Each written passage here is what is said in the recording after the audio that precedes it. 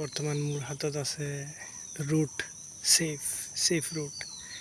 ইয়াত আছে ট্ৰাইকোডাৰ্মা হাৰ্জিনিয়াম 1%, বায়োপেষ্টিচাইড, এইটো নিমেটিচাইড হয়।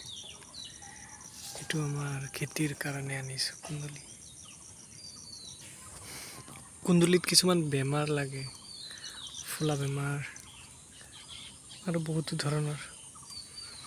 সেইবিলাক কণ্ট্ৰোল কৰাৰ কাৰণে এই সেফ ৰুটটো আমি ব্যৱহাৰ কৰোঁ। তো বৰ্তমান আনবক্সিং কৰোঁ এইটোক। আৰু বস্তুটো গোবৰৰ লগত দিব লাগে। পথাৰত যেতিয়া গোবৰ সিঁচে তেতিয়া আমি গোবৰটো আগতে সিঁচিলোঁ, তাৰপিছত এতিয়া আমি এইটোৰ লগত মিক্স কৰি গোটেই পথাৰত দি দিম। It's time to unboxing.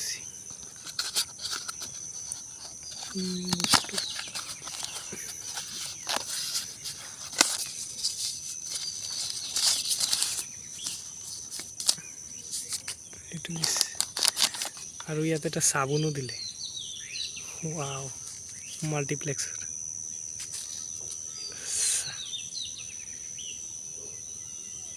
Ayurvedic soap with 18 হাৰ্বস।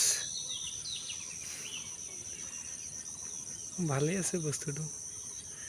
তো আমি মেইন বস্তুটো চাওঁ।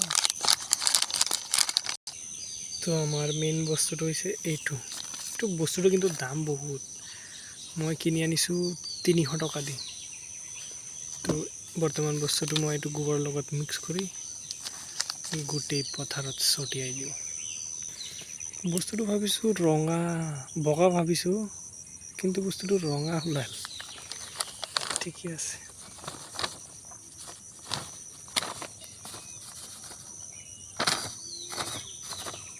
আৰু পেকিং চাইজ হৈছে 1 কেজি 1 একৰত দিব লাগে। 1 একৰ মানে অসমত চাগে 4 বিঘামান হ'ব। তো আমি এইটো মিক্স কৰি পিছত আমি পথাৰত দিওঁ।